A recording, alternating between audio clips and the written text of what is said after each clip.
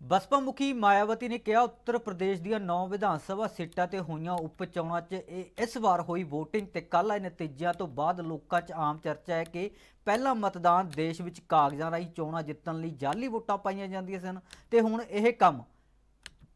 EVM राही किया जा रहा है जो कि लोकतंत्र ਲਈ बहुत ही दुख ਅਤੇ चिंता का विषय है। देश ਵਿੱਚ लोक सभा ਤੇ राज्यों ਵਿੱਚ विधान सभा चोणों के नाल विशेष तौर पर उप चोणों 'ਚ ਇਹ ਕੰਮ खुलेआम किया जा रहा है। इस सब सानू हाल ही च होईयां उत्तर प्रदेश ਦੀਆਂ उप चोणों 'ਚ देखने को मिला। 9 विधानसभा की सीटों पर हुए उपचुनाव में इस बार जो वोट पड़े हैं और उसके बाद जो कल नतीजे आए हैं तो उसको लेकर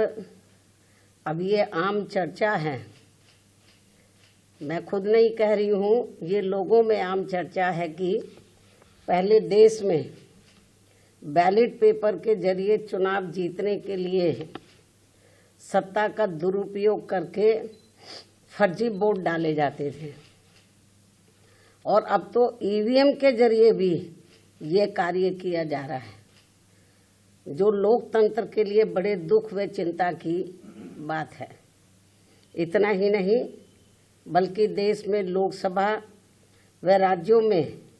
विधानसभा आम चुनाव के साथ साथ खासकर उपचुनावों में तो अब ये कार्य काफ़ी खुलकर किया जा रहा है और ये सब हमें हाल ही में हुए यूपी के उपचुनाव में काफ़ी कुछ देखने के लिए मिला है। और इस बार महाराष्ट्र स्टेट में विधानसभा के हुए आम चुनाव में भी इसको लेकर काफ़ी आवाज़ें उठाई जा रही हैं। ये अपने देश में यह लोकतंत्र के लिए बहुत बड़ी खतरे की घंटी भी है। ऐसी स्थिति में अब हमारी पार्टी ने ये फैसला लिया है कि जब तक देश में फर्जी वोटों को डालने से रोकने के लिए देश के चुनाव आयोग द्वारा कोई सख्त कदम नहीं उठाए जाते हैं तो तब तक हमारी पार्टी देश में खासकर अब कोई भी उपचुनाव नहीं लड़ेगी। मैं उपचुनाव की बात कर रही हूँ, बाई इलेक्शन की। तो तब तक हमारी पार्टी देश में खासकर अब कोई भी उपचुनाव नहीं लड़ेगी। जबकि आम चुनाव में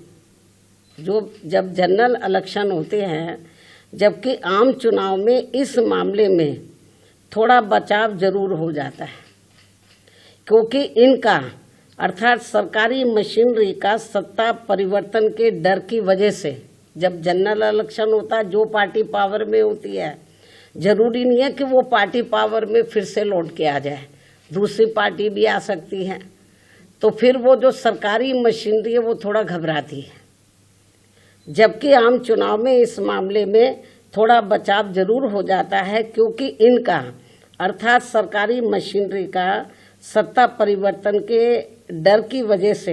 आम चुनाव में इनका जनता पर कोई ज़्यादा दबाव या डर आदि नहीं होता है, जिसे खास ध्यान में रखकर हमारी पार्टी देश में लोकसभा व राज्यों में विधानसभा के आम चुनाव तथा स्थानीय निकायों के भी चुनाव पूरी तैयारी व दमदारी के साथ लड़े।